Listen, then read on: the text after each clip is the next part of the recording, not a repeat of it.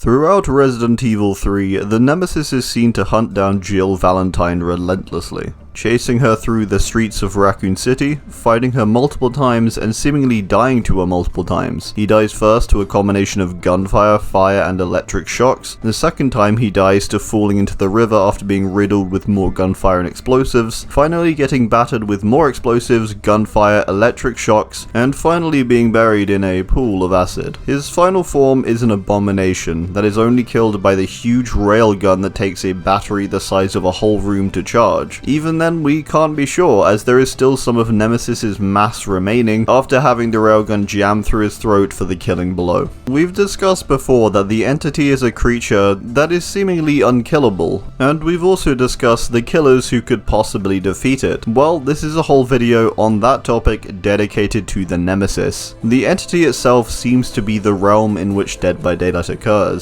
It controls the whole thing. There is also very little we know about the Entity, but what we do know about it is a few things. One of the main things is that the Entity is biological, despite its almost godly status. It is a physical substance, which we can occasionally see when it manifests itself within the trials, in the form of claws that sometimes cover generators, or attack you when you're on a sacrificial hook. During Halloween of each year, the Entity's realm becomes infected with these flowers that we know as visceral cankers, or blighted cankers, which plague the realm and are required to be destroyed for us to receive a reward. This usually comes in the form of the harvested pustula serum, becoming refined into more reasonable dosages and quantities. They are made into serums and compounded to make quite potent substances that seem to strengthen whoever intakes them, in some form. For example, the refined serum add-on for the medkit gives the player a small boost to movement speed for 16 seconds after using the serum. This is an effect typically only doable through entity-given means, such as perks, showing that the serum, much like the killers of Pyramid Head or Myers, can somewhat deny or counteract the power of the entity in its own realm. For killers, last Halloween they received the Blight serum add-on, which was described to be a small amount of Compound 34, the final serum of the Blights. It's also stated to cause extreme mutation in high dosages. What this does in this small quantity though is provide the killer with a blight-like rush that could be used for map traversal. What's interesting about this though is that the mention that it could cause extreme mutation in high dosages. Possibly something we can witness with the Blight's blighted outfit, which depicts him as inhuman in appearance due to the extensive effects of the serum altering him. We further get the other versions of Blight's compound in his add-ons, for example Compound 7, an early version that doesn't do much, Compound 21, which is described as a serum that's fatal to humans. It evokes beneficial qualities in those who are something more. This something more could very easily be any killer, sure, but more so the Nemesis, who can take a potent biological substance as an adaptive bioweapon. Finally, Compound 33, described as Talbot's penultimate attempt at a serum. Though it did not facilitate his escape, it did have powerful side effects. Combine 21 and 33 and you could truly have some insane effect. Where am I going with all this? Well, we know that from the Halloween cutscenes as well as the blighted cosmetics that most killers have been put through the process of being injected with the different serums of the Blight, and most have come out, sure, slightly altered or deformed from their usual appearance in some way, but seemingly also far stronger as a result, with some seemingly even gaining some degree of advantage, like Doctor's third eye that he receives. So basically this serum leads to greater advantage potentially, and sometimes even more body parts and stronger ones at that.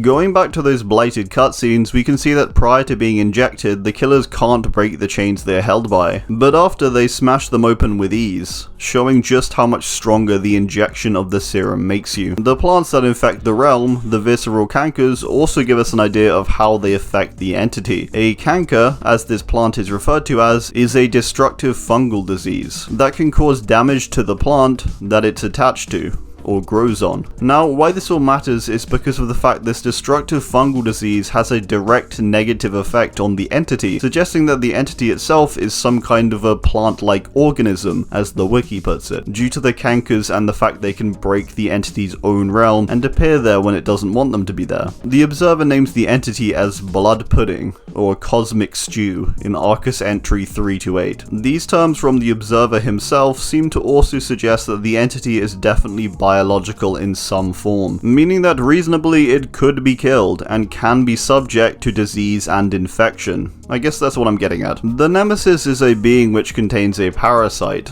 which makes the Nemesis capable of intelligent thought as well as self-awareness. On the topic of the Nemesis, the Resident Evil Wiki describes him as such. Nemesis Alpha, or the NE Alpha type, was a parasitic species genetically engineered by Umbrella Europe. Though useless for its physical capacity as a BOW, the Nemesis project staff created this species as a workaround for brain damage and mental degradation, a common result of T-virus infection. NE Alpha demonstrate human-level intelligence and self-awareness, and could manipulate its host into handling weapons. Further on the biology of the Nemesis, NEA Alpha type parasites are transplanted into a host body when they are at a cellular infant stage of development. Planting itself onto the brainstem, the parasite begins to grow. During its growth, it destroys the nerves connecting the brainstem with the brain itself and takes over functions as a replacement. This act gives the NE Alpha type complete control over the host. Aside from taking over brain functions, NE Alpha type parasites produce secretions, which infect those in contact with it with the T-virus. In the instance of the Nemesis T-type, the T-103 body was bathed in these secretions over the course of its mission, and tissue exposed to it mutated to become tougher. STARS officer Brad Vickers was seriously injured by the Nemesis T-type, and as a result of exposure to the secretions, he was able to survive the wound by quickly mutating into a zombie and possessed higher than average strength. So basically, Nemesis is an intelligent, self-aware, adaptive, and weapon-wielding bioweapon with skin that can repeatedly toughen itself. The main thing here is the fact that the Nemesis can adapt to its environment.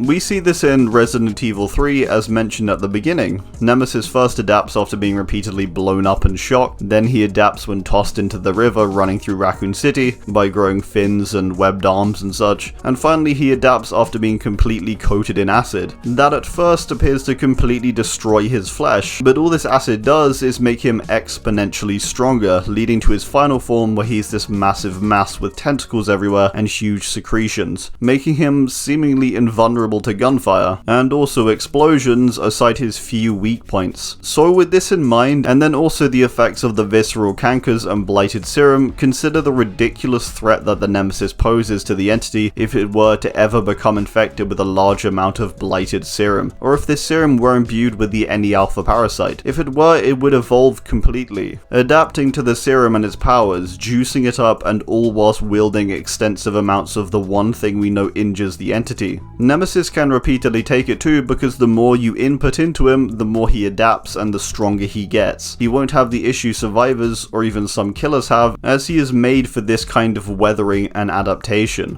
Basically, the entity really messed up on this one. With the help of the Blight and maybe some of the other smarter characters, they could engineer the Nemesis into the perfect entity counter bioweapon, which could possibly match the insane power that the entity holds. Alright, yeah, that's it. I do hope you enjoyed, and let me know what you think of this. Thanks, and goodbye.